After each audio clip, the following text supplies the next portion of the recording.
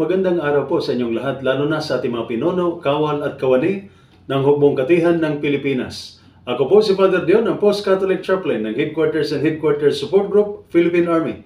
At ito po ang Salita ng Diyos, ang ating gabay. Ngayon po ay Monday, May 19, 2025, ng ikalimang linggo ng pagkabuhay. Sinabi po ni Jesus sa ating Ebanghelyo sa araw na ito, ang tagapagtanggol, ang banal na Espiritu, siya ang magtuturo sa inyo ng lahat at magpapaalala sa inyo sa lahat ng sinabi ko sa inyo.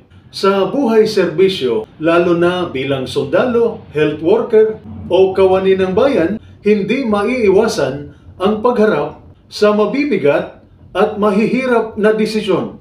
Minsan, kailangang magdesisyon sa loob ng ilang segundo. Minsan, walang sapat na tulog, walang malinaw na impormasyon, at puno ng emosyon ang paligid. Dito natin higit na kailangan ang presensya ng banal na Espiritu.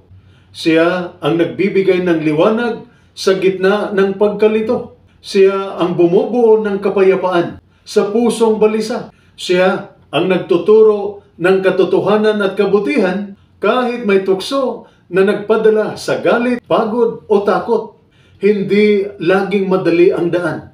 Ngunit ang gabay ng Diyos ay laging sapat. Maaaring hindi agad malinaw ang sagot, ngunit ang Espiritu ay laging nariyan upang tahakin natin ang daan ng kabutihan, disiplina at malasakit. Kaya bago gumawa ng desisyon, huminga at sabihin, Banal na Espiritu, gabayan mo ako.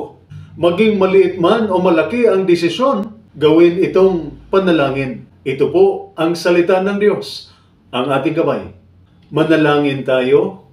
Banal na Espiritu, turuan mo akong maging matatag sa gitna ng hamon. Malinaw ang isip kapag kailangan ng mabilis na pasya at mapayapa ang puso sa gitna ng kaguluhan.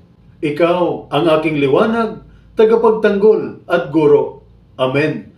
At sumainyo at sa inyong pamilya ang pagpapala ng makapangyarihang Diyos, Ama, Anak at Espiritu Santo. Amen.